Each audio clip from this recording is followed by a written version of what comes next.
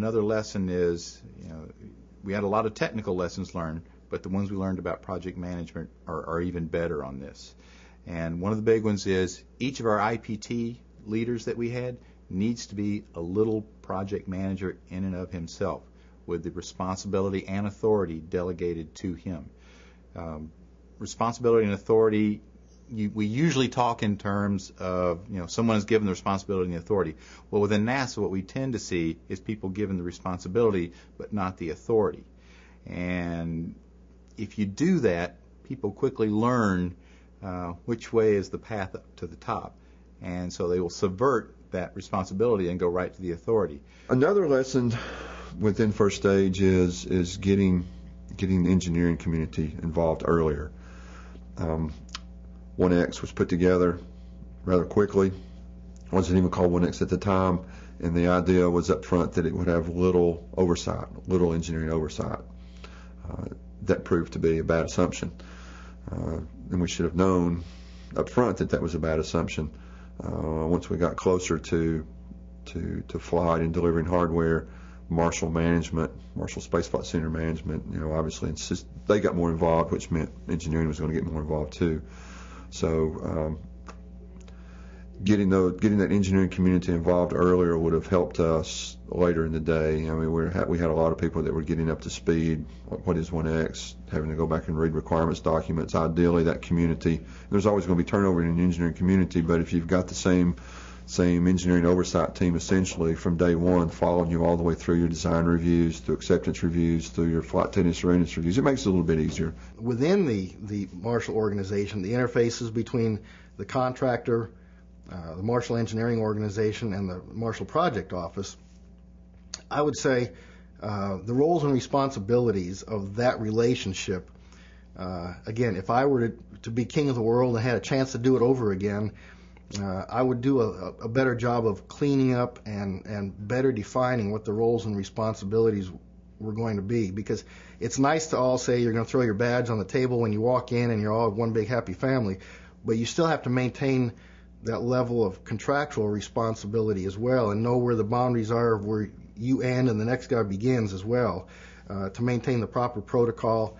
And so there was times of angst that we had in maintaining that proper relationship, and that would be a lesson learned for myself, but anybody else too that manages this kind of a project, to establish those roles and responsibility, and then it's the project manager's job to make sure they are properly executed and kind of be the police force of that. The launch director for ARES 1X is very different than the launch director we have for shuttle, and the role is different.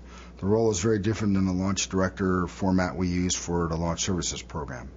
And it was designed in order to be more efficient in the long run.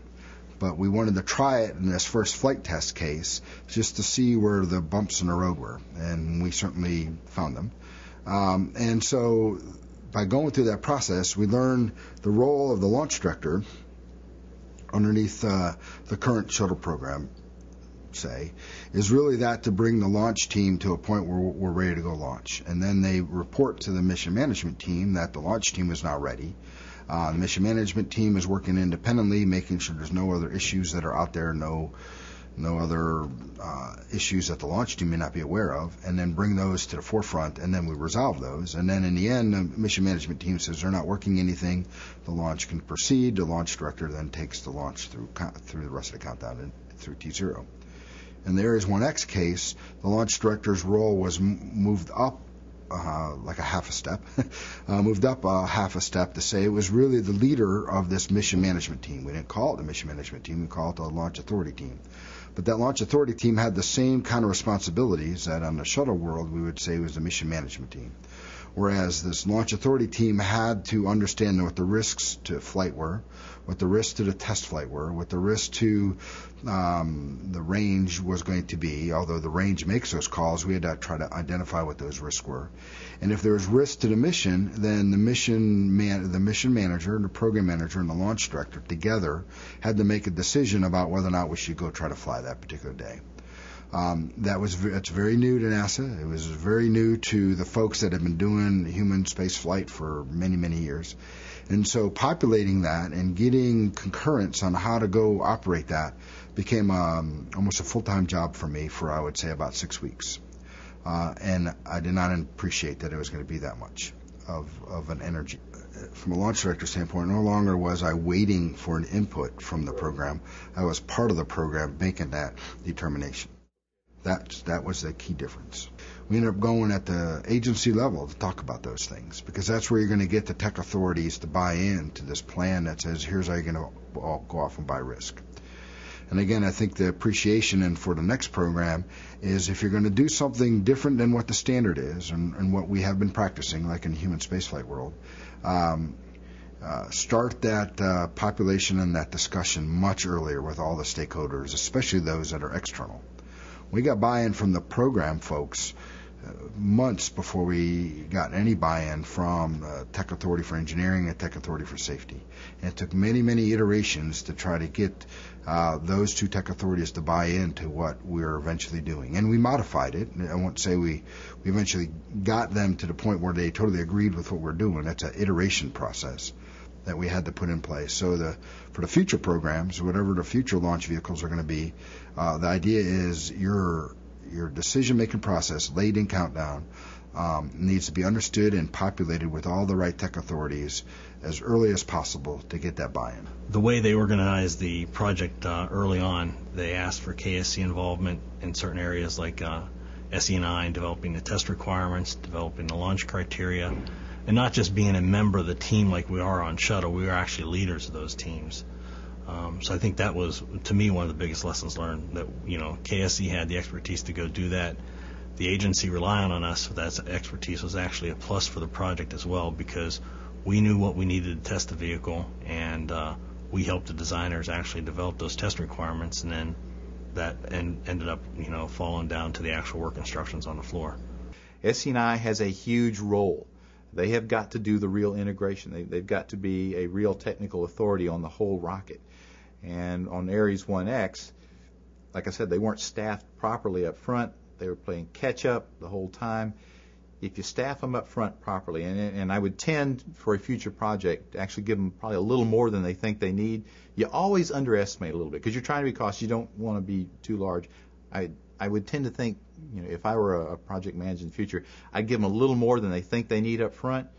And those people, trust me, they will come into work. There will be no shortage of work for anybody in an SE&I organization. So I would say that's another big one for us. Establish those roles and responsibilities up front of who's responsible for what documents, what engineering, who's responsible for what, and make those roles and responsibilities clearly understood by the right people, because that, till the very end, that, everybody obviously had ownership of their hardware, and typical human nature is they don't want to let go of their hardware, because those guys have been working on it so hard for a couple of years, and they didn't want to quite let go of their hardware at the Kennedy Space Center. In the meantime, Kennedy Space Center is saying, hey, we know how to do this, you guys back off, and it just created a lot of friction. And so till the very end, we did great, but it seemed like there was always a question on who was responsible for what. Especially things like, and I'm probably going to get in the weeds, but like requirements verification. Again, we set up the configuration management to verify all the requirements Kennedy was responsible for, but we couldn't quite convince some of the other IPTs, the avionics guys, and even SE&I, that your job is to give KSC the requirements on a drawing. Kennedy's job is to go implement it, and if they can't, they have a process to say, hey, program, we didn't implement it, we're taking a waiver or an MR or something.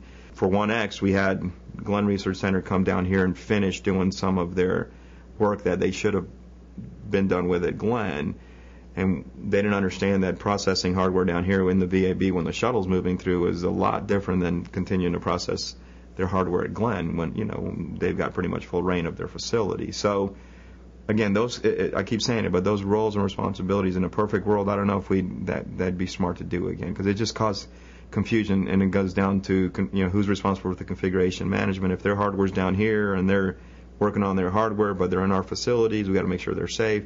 And so you can see how that just added a little bit to what we had to work through. We did. It was tremendous. But again, if you define those roles and responsibilities, and once the hardware gets to KC, it's all the processing center's responsibility to finish processing it, and requirements being defined, and all that would be a little bit easier, I think, in the future. So those roles and responsibilities not being clearly defined causes problems till the end. So my 3-minute suggestion would be just define those roles and responsibilities as clearly as we can up front and document them, and that way we all understand who's responsible for what when everything comes together. When you do a reorganization, roles change. So they need to make sure, people need to make sure when that happens, they evaluate the role and make sure they get the right personnel in those roles. A lot of times what happens when we do those changes, we just take that person, when it all of a sudden has this new role and responsibility, sometimes they don't necessarily have all the skill set in that new role and responsibility that they had when they were in their old role and responsibility, which is why they were there.